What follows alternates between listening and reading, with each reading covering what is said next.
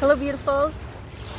When we spoke last time, we were talking about the inner child and the need for inner child work, and understanding that our inner child has some wounds that typically we ignore or suppress, and they show up in patterns of behavior in our adult life, and they might not even be regular patterns, and they can show up at any given time.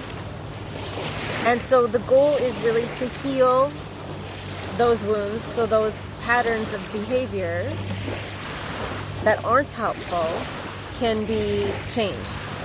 And the biggest tool we have in our arsenal is love. And I know that sounds maybe easy and trite and cliche, and that's because for many of us, expressing or directing love and compassion to ourselves is not comfortable. It's not easy, and it doesn't feel natural. And that's because of this place where we're wounded has us finding it easier to accept the things that we feel guilty for, shameful for, to listen to those criticisms. But really, it is when we consistently nurture a loving tenderness for ourselves that we actually can erode those negative thought patterns. And that's really the way in which we can embrace our inner child. So some of the techniques we can use to do that would be, one in particular is visualization. So it's recommended to, find that stillness within. You might want to meditate first, but then to really visualize yourself in a memory, a beautiful memory you have of yourself as a little one. A memory that stirs up tenderness and love and just really sort of softens your heart.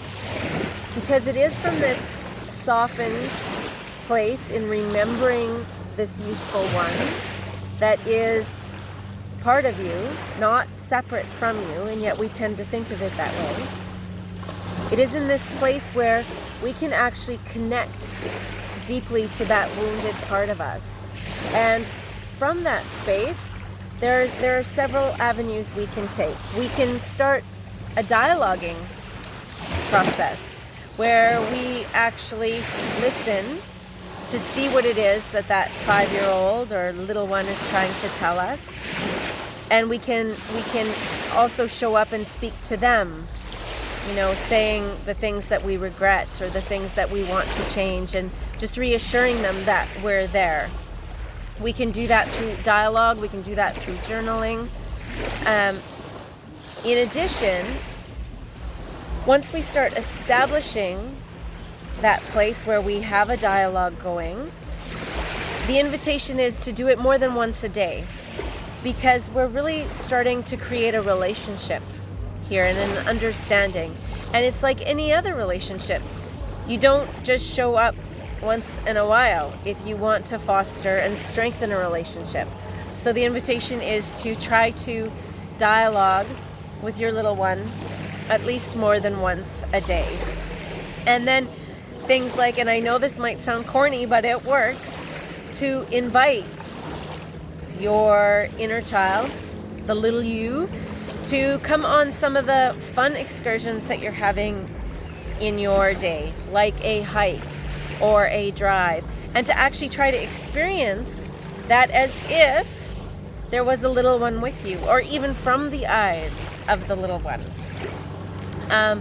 Another form of visualization that we can use to strengthen our relationship and nurture that inner child is to really, after we've anchored in the place of loving kindness for our little one, to sit with and visualize what it was that we didn't receive, that we really needed and that we're longing for still.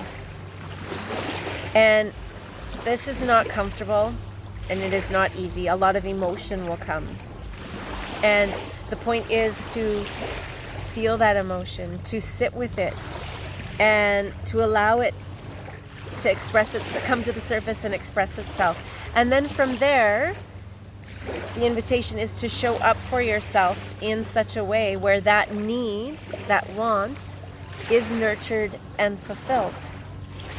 Some of the other ways that we can nurture our inner child is to find pictures of ourselves at that tender age, and pictures in particular that conjure up feelings within you that make you want to care for, or that really connect you in a loving and tender way with this little one. And one of the things that I did when I started my inner child journey is I found pictures that did just that, and I put them in places in my house that I would be sure to frequent more than once during the day. So above doorknobs or beside light switches, and not only so that I would see them regularly, but I also took the time and the effort that every time I turned off the light switch and that picture was there, I would address that little one. And it was amazing how quickly the connection came of tenderness and of acceptance, and really understanding that that little being is part of who I am today. Also, to remember the things you loved doing as a child. Be that goofy, be that serious, whatever it was, and to actually do some of those things on a regular basis to try to connect with that space in you.